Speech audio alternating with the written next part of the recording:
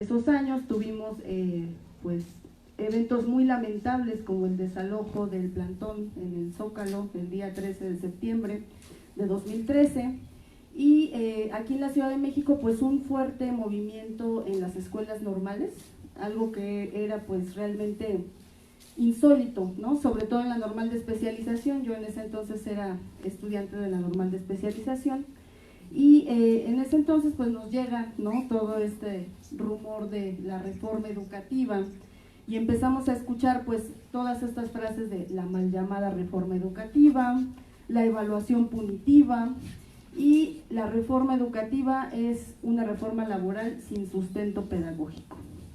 Nosotros como estudiantes pues nos tocó ponernos a leer las leyes, la reforma, las 3 leyes secundarias, y pues no entendíamos muy bien de qué se trataba, ¿no? Solo sabíamos que nos iban a evaluar y que si no pasábamos el examen nos iban a correr, ¿no? Yo quisiera pues enfocar un poco esta exposición en un aspecto que yo considero muy importante y que se rescata en el libro, que fue precisamente de qué manera la reforma educativa, que yo creo que ha sido uno de los efectos más nocivos de esta reforma, pues fragmentó o terminó con la colectividad magisterial. No me refiero a colectividad como los grupos sindicales, sino a la colectividad que está en los salones de clase, en las escuelas, en las comunidades, porque de pronto pues ya éramos idóneos y no idóneos, y ahora el grupo A y el grupo B, y aptos y no aptos, y útiles e inútiles, y entonces pues esto va generando una ruptura dentro de las estructuras en las escuelas, ¿no? Porque entonces ya no somos maestros, ¿no? Ya somos competencia. ¿Y quién quedó más arriba, ¿no?, en la lista? Y entonces yo soy el mejor maestro porque yo quedé en el lugar 2 y tú quedaste en el 4, ¿no? Y de esta manera se va fragmentando pues este sentido de comunidad, se va fragmentando al magisterio, porque también estaba otra ruptura que se da entre los grupos magisteriales que estaban abiertamente opuestos a la reforma y que se niegan a la evaluación, y que de pronto empiezan a oponerse con los que sí se evalúan, ¿no? Entonces los que sí se evalúan pues ya son traidores a la causa, incluso se dan expulsiones, ¿no? En algunos lugares acosos hacia los maestros que sí se evalúan, y todo esto va acabando con el magisterio desde su sentido más elemental, ¿no? ¿Por qué? Porque fragmenta no solamente la colectividad, sino que tiene un impacto emocional muy fuerte en la identidad del docente, ¿no? ¿Por qué? Porque el maestro se empieza a preocupar más por pasar el examen, por mandar los archivos, por la plataforma, por cumplir con el requisito, y se olvida pues de cuál es la labor del maestro, ¿no? Yo creo que un error muy grande que se cometió y que ha cometido el magisterio fue pensar que la reforma educativa se limitaba a la evaluación y que quitando la evaluación se acababa la reforma educativa. Entonces, ¿qué es lo que tenemos ahorita? Tenemos una reforma que nos dicen que ya se abrogó porque ya le quitaron lo punitivo a la evaluación, pero la evaluación ahí está. Ahora ya no es evaluación punitiva, ahora ya es evaluación formativa. ¿De qué manera se va a llevar a cabo esta evaluación? ¿Cómo? ¿Quién sabe? ¿No? Solo nos dicen que va a ser una evaluación integral, pero la realidad es que la evaluación sigue ahí. Tenemos también la presencia aún mayor ahorita que en la reforma pasada de grupos empresariales y organismos internacionales metiendo mano y tomando decisiones en materia educativa. Entonces ahí es donde yo pregunto, ¿dónde está la supuesta abrogación? Pues remitiéndome al título del libro, ¿no?, de Un kit para luchar contra la educación neoliberal, yo diría que ahorita en este momento es más difícil cancelar la reforma educativa que lo fue en el sexenio pasado. ¿Por qué? Porque la mayoría de los maestros votaron por un cambio, ¿no?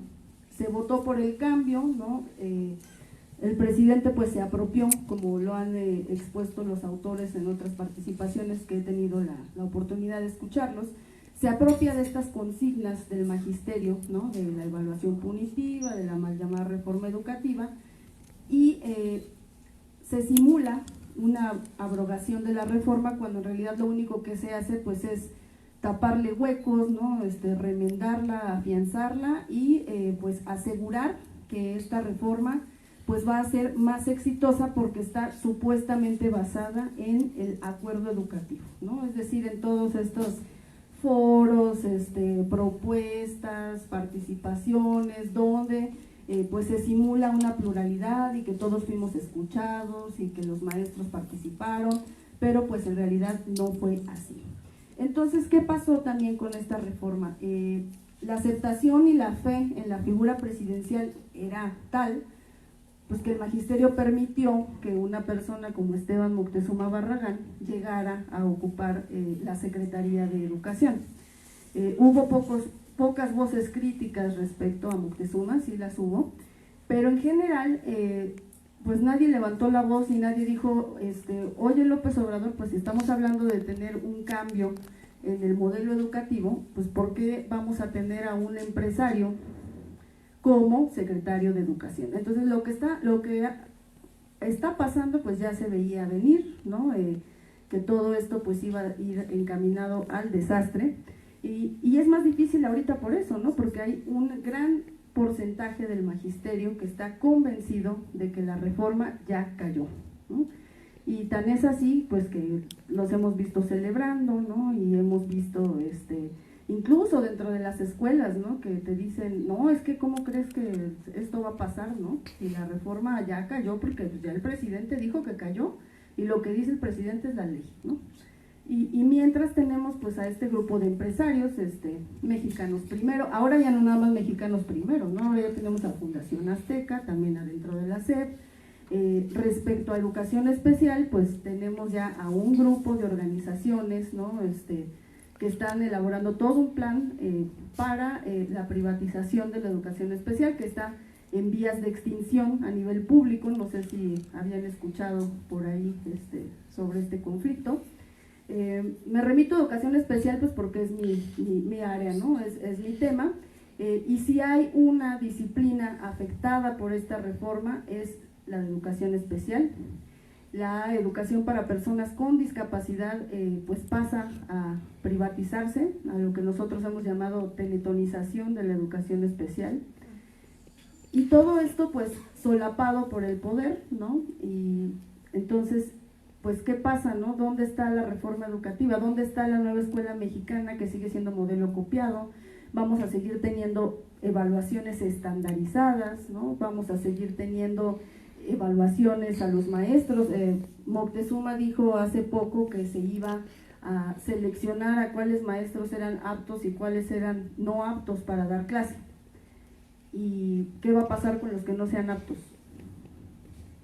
¿Quién sabe, verdad? Digo, como ya no es punitiva, pues ya no los van a correr, pero seguramente pues serán removidos de su función o los pasarán al archivo o a control escolar o a cualquier otra área, ¿no?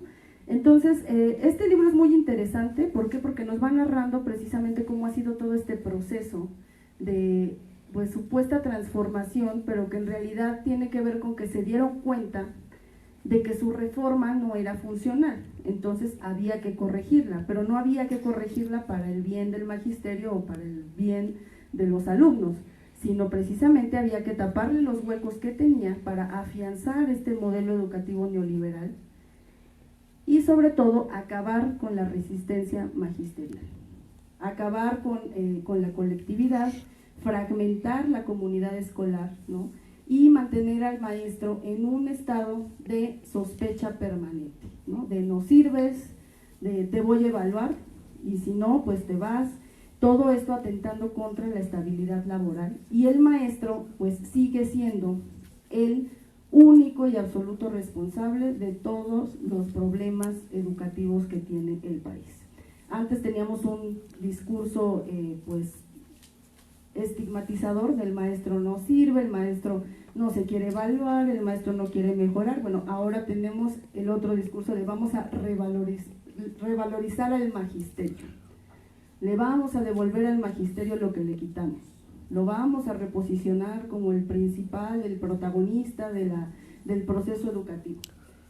Pero sigue siendo lo mismo, centrar la responsabilidad de la educación y de la formación en el maestro, sin que todo el sistema educativo se ocupe, se cuestione, se autoevalúe y modifique sus prácticas para garantizar el aprendizaje y la participación de los alumnos.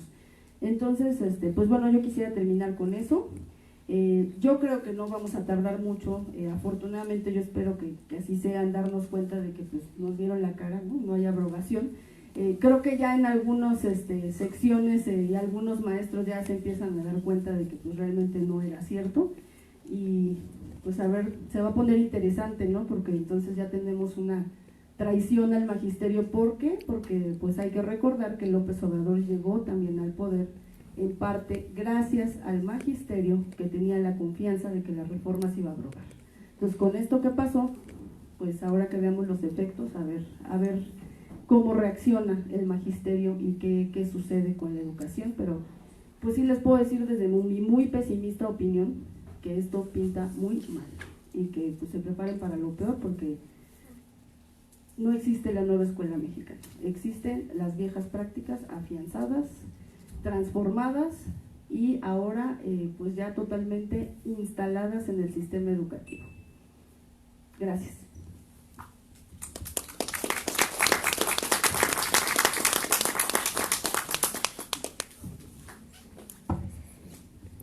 Pues buenas tardes, compañeros. ¿Cómo se encuentran? ¿Cómo se sienten después de lo que ya escucharon? Ya lo digo bien. Sí, pues realmente, como lo comenta la compañera, pues a lo mejor el escenario es muy desolador, ¿no? Pero de alguna manera algo que precisamente el libro plantea es esta parte, ¿no? Que nosotros como docentes, pues está este ámbito de problematizar y de reflexionar, ¿no? Porque finalmente eso es lo que nos dicen. Y problematizar sobre todo estos